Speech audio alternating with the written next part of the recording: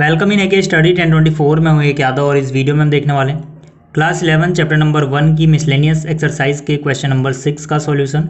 और इससे पहले की वीडियोस के लिंक आपको इस वीडियो के डिस्क्रिप्शन में मिल जाएंगे, आप वहाँ से देख सकते हैं। तो शुरू करते हैं इस क्वेश्चन को।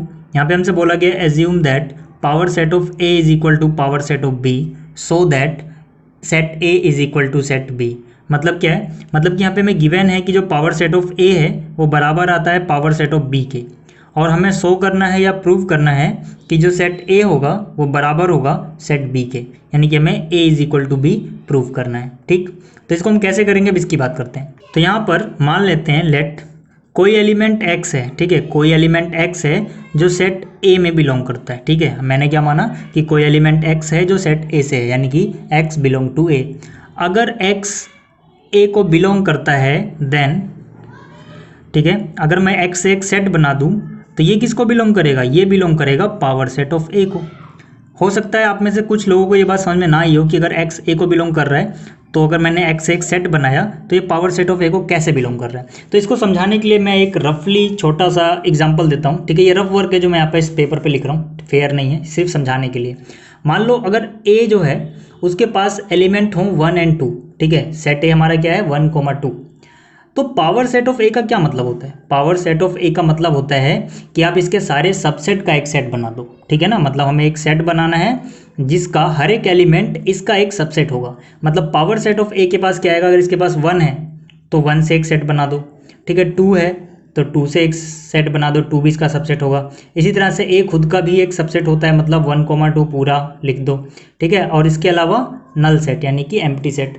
तो मतलब यहाँ से अगर आप देखो थोड़ा ध्यान से तो आपको क्या पता लगता है कि अगर 1 जो था वो ए को बिलोंग कर रहा था, तो अगर मैं 1 से एक सेट बना रहा हूँ तो पक्की बात है ये चीज़ देखो पावर सेट ऑफ ए को बिलोंग कर रही है। मतलब अगर 1 इसको बिलोंग कर रहा है तो सेट जब बनाओगे तो ये पावर सेट ऑफ ए को बिलोंग करेगा। इसी तरह से 2 जो है वो अगर ठीक बिलोंग कर रहा है ए को, तो जाहिर सी बात है हम कह सकते हैं कि अगर मैं इससे एक सेट बनाता हूँ तो बिलोंग करेगा पावर सेट ऑफ ए को। ठीक है, इसी तरह से और आगे, ठीक है, ये दोनों भी बिलोंग करेंगे।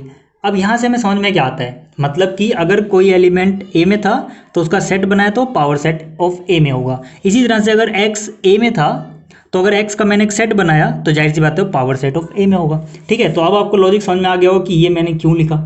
ठीक, अब इसके बाद मैं क्या कह सकता हूँ, इसके बाद ठीक है जो ये सेट है इसको ऐसे रहने दो, belongs to power set of a की जगह मैंने लिख दिया पावर सेट ऑफ बी।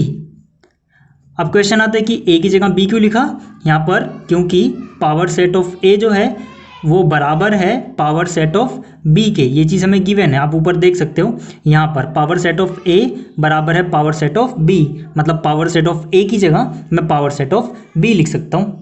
ठीक, इतना आपको समझ में आ गया। अब इसका उल्टा कर देते हैं। ठीक है, जैसे एक्स अगर ए को बिलोंग कर रहा था तो इसका हमने सेट बनाया तो पावर सेट ऑफ ए में बिलोंग किया। इसी तरह से अगर इसका सेट बी में बिलोंग कर रहा है तो अगर मैं ये हटा दूं सिर्फ एक्स लिख दूं तो ये बिलोंग करेगा सेट बी को।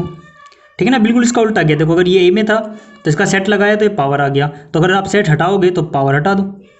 ठीक है, तो मतलब क्या, अब जरा इन दो स्टेटमेंट को देखो, स्टेटमेंट 1 एंड स्टेटमेंट 2। ठीक है, तो यहाँ से मैं कह सकता हूँ from statement 1 and statement 2, equation 1 2 मत लिखना क्योंकि इक्वेशन नहीं है, स्टेटमेंट्स हैं। ठीक है, तो 1 और 2 से मैं क्या कह सकता हूँ, अगर x a को बिलोंग कर रहा है देन x b को भी बिलोंग कर रहा है। तो इसका मतलब क्या हुआ कि जो a है वो सबसेट है b का। सबसेट की डेफिनेशन ये तो होती है कि अगर x a में है और ये इंप्लाई कर दे कि x b में भी हमेशा मिलेगा तो जाहिर सी बात है a सबसेट हो जाएगा b का। ठीक है, नाउ अब कोई और एलिमेंट लेते हैं। ठीक है, कोई और एलिमेंट, जैसे कि मान लीजिए लेट एज्यूम करते हैं कि कोई एलिमेंट y है। ठीक है, कोई एलिमेंट y है जो सेट b को बिलोंग करता है, तो पक्की बात है इसका अगर मैं सेट बना दूं तो पक्की बात है ये पावर सेट ऑफ बी में रहा होगा। ठीक, जैसे हमने वहाँ किया था एक्स के साथ, ऐसे यहाँ पे y के साथ कर दे यार।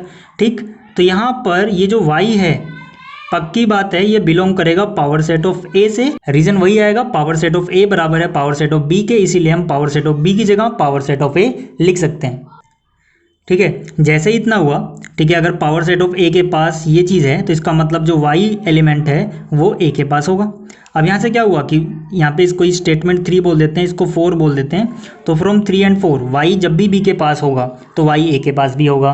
तो मतलब b इज, ठीक है, ये इम्प्लाई करता है कि जो यहाँ पे आप लिख लेना फ्रॉम थर्ड एंड, लिख ही देता हूँ मैं, फ्रॉम स्टेटमेंट 3 एंड 4, ठीक है, ये इम्प्लाई होता है कि जो b है वो सबसेट है a का। अब देखो नाउ वी हैव, अब हमारे पास क्या क्या चीज़ आ चुकी है, हमारे पास आ चुका है कि जो a है वो सबसेट है b का एंड b जो है वो सबसेट है a का। यहाँ से आप देखो a जो है वो b का सबसेट है और यहाँ से आप देखो b जो है वो a का सबसेट है।